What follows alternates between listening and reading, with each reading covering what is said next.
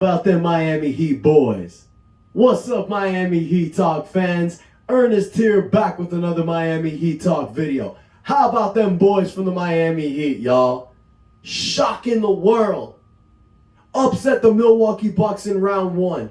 Go to New York, Madison Square Garden. Stephen A. Smith all over ABC saying Miami don't have a chance in the Mecca. Jimmy Butler's a dog, but New York is going to beat the Heat. Saying all that, my man was shook. Miami Heat continuing to shock the world. Taking home court advantage from the New York Knicks, 108-101. Miami Heat lead the season series 1-0. Now, you guys, I wanted to get a video earlier, but I wanted a few updates to go by before I posted this. Now, let's talk about some positives that happened in the game. First and foremost, you got to give the player of the game to none other than Jimmy Butler. Himself, 25 points, 11 rebounds, 4 assists, taking control of the game when he had to. But what I loved about this game, you guys, he didn't have to go into actual Himmy mode. Dude had help. I got to give flower of the game to 2 different guys. First and foremost, the man whose jersey I'm rocking right now, Kyle Lowry. The man who everybody was throwing dirt on top of him. You know, I understand having a really downpour year, 37 years old, doesn't give you a lot of productivity, but he stepped up when it counted yesterday. When Jimmy Butler rolled his ankle and got injured, which we will talk about later, he stepped up. He gives you 18 points, 5 rebounds, 6 assists. He makes 3 3-point shots. He gets a whopping 4 blocks.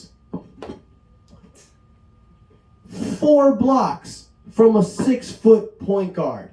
He did everything that was necessary to win. He put the team on his back in crucial times. Now, you know you're not going to get this from a nightly basis from Kyle, but he does it when he has to.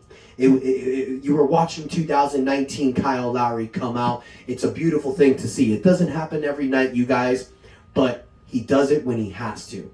But behind Kyle Lowry, another man who gets flowers for the game, I got to give flowers again to 2 men. Our starting point guard, Gabe Vincent, the man who's playing for the bag, yo.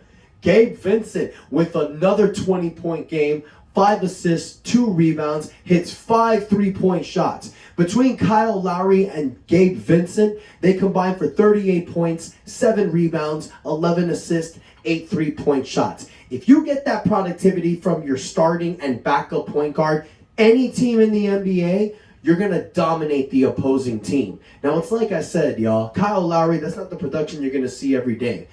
Every game, excuse me. But what Kyle Lowry does most of the time doesn't show up in the box stats.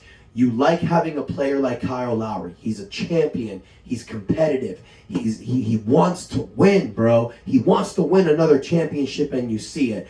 And my man doesn't get flowers for the game, but somebody else you got to recognize, Bam Adebayo, 16 points, 8 rebounds, 37 minutes, gives some crucial defense again against Mitchell Robinson, holds it down on the offensive end as well. 16 points is something we love to see from Bam. I'm loving this, y'all. I'm loving the fact that you're seeing Gabe Vincent really break out of his shell.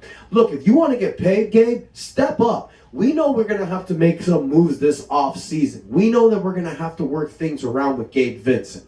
Now, with all this positivity that we're talking, something pissed me off. Duncan Robinson, 12 minutes, 0 points, 0 for 5 from the 3-point line. My man is number 1 in 3-pointers from the playoffs. You got to give better productivity than that. I understand you want to play more than 12 minutes, Duncan, but if you want to continue to get your spot and earn the money that we gave you, 0 for 5 is ridiculous. That's why he only got 12 minutes, in my opinion. And I'm telling y'all, everybody that stepped up, 3 other guys, role players that did their job. Kevin Love, 9 points, 5 rebounds, 4 assists. 3 of those assists were those deep 90-foot passes, acting like Dan Marino throwing it down to Mark Clayton and Mark Duper. Looked insane, man. We were tied in the 3rd quarter. I go and get something to drink. I had to use the bathroom. I come out. The Heat are leading by 8, and it's because of these passes from Kevin Love. Insane, man. Kevin Love is really breaking out of his shell, especially in the playoffs. We're talking a lot about Himmy mode during the playoffs, you guys, but Kevin Love is being forgotten in this. During the season, There was a lot of times that Kevin Love was getting kicked in the dirt. We were talking about, why did we get this guy? He looked really bad next to Bam. That was because he was waiting for the playoffs. Kevin Love has been stepping up, you guys, averaging 10 points a game, 8 rebounds, shooting 43% beyond the arc in the playoffs. That's the production we need from our starting power forward. And we're getting it from Kevin Love. But Caleb Martin, 31 minutes, 9 points, 5 rebounds. Max Strus, 8 points, 23 minutes. Everybody's doing their part. And when our role players step up like this, Jimmy Butler doesn't have to do everything. Now look, with all that positivity, let's shed some negativity. Because just like I mentioned earlier, in the fourth quarter, Jimmy Butler did roll his ankle, unfortunately. Now, for those of you that saw the game, I know a lot of you are going to say that damn Josh Hart. It didn't look malicious to me. We've seen those injuries happen so many times in the NBA. For those of you that are Heat fans during the Big Three era, you would see LeBron do that like every 20 games. Difference between LeBron and all these other players in the NBA is when LeBron rolls his ankle, he just tapes it up, goes back out there and dominates. You know, LeBron's a freak of nature. Thank you for those 4 years. But I got to give props to Jimmy because he rolled his ankle. He didn't run to the back to get a shot. He stayed. He stayed. He played. He was a decoy. That's when Kyle Lowry stepped up. Jimmy was not playing that well. He was a decoy, but I was seeing him run around. But for those of you that suffer ankle injuries, it's not that day. It's the next day. So that's really what I've been waiting to post. Now, I've heard a lot of things. Eric Spoelstra commented on Butler's injury. He said right now they're monitoring it on an hourly basis. They're trying to get him ready for game 2. His status is questionable. I did see a tweet from this woman. I can't remember her name. You guys can Google it. It will pop up. She said that Jimmy Butler's ankle swelled up to the size of a baseball. Is that true or not? I don't know. You know, the Miami Heat likes to hold everything close to the cuff. Some things can leak out like that.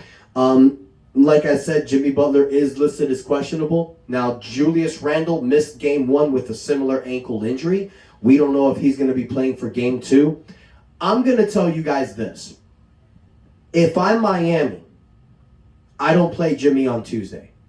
And I know you guys are going to kill me, but listen, just before, I'm sure some of you are yelling at the screen right now or calling me crazy, but listen real quick.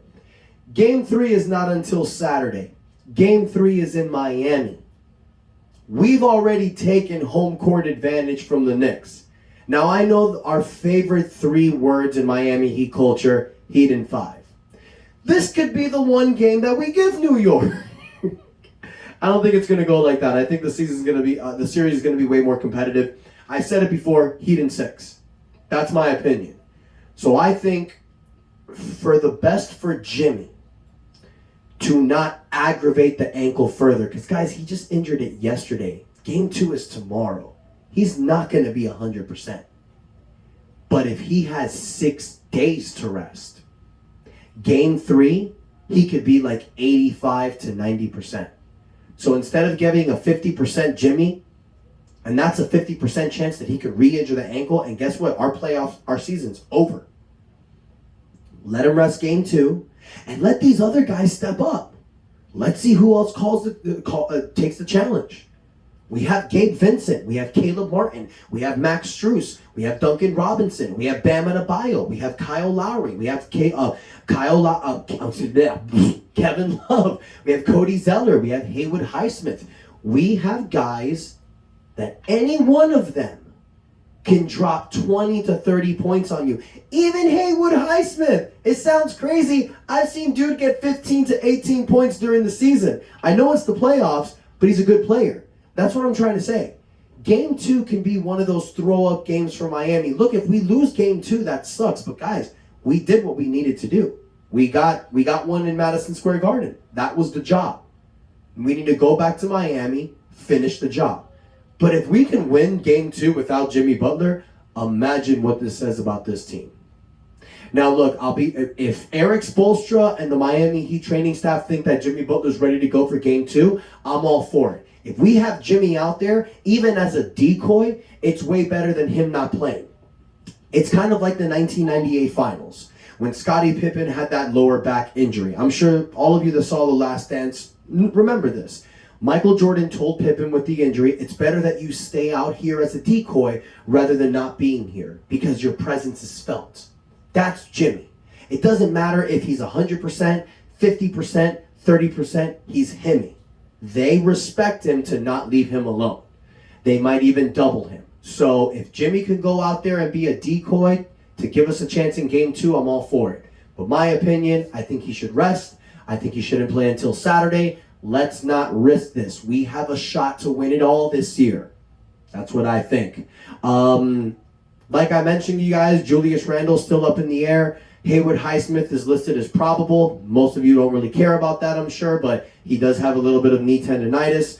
I will give you guys an update tomorrow about Jimmy Butler, of course. But let me hear from you guys. How happy are you about this win? How excited are you about what the Miami Heat are doing in this playoffs, you guys? Second round, we took game 1. We're doing stuff that no one thinks that we're capable of doing.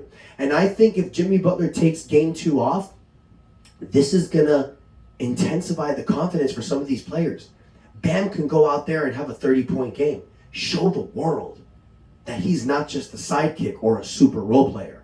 Max Strus can go out there and drop 30 and prove to the Miami Heat that he also deserves a contract next to Gabe Vincent. Gabe Vincent can solidify himself as the starting point guard by dropping 20 or 30. Kyle Lowry can show the Heat, hey, maybe I'm not done. Maybe think twice about trading me this offseason. Does what he does another game. Duncan can go out there, give you 27 points, 9 3-pointers like he did against Atlanta last year to show Miami Heat Nation that that contract wasn't a bad idea.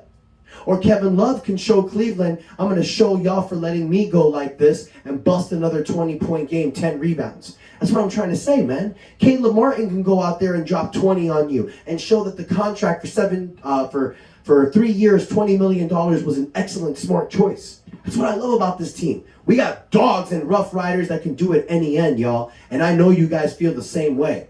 Drop some love in the comments. Let me know what you think about this. Let me know. Do you think without Jimmy Butler that he can win game 2?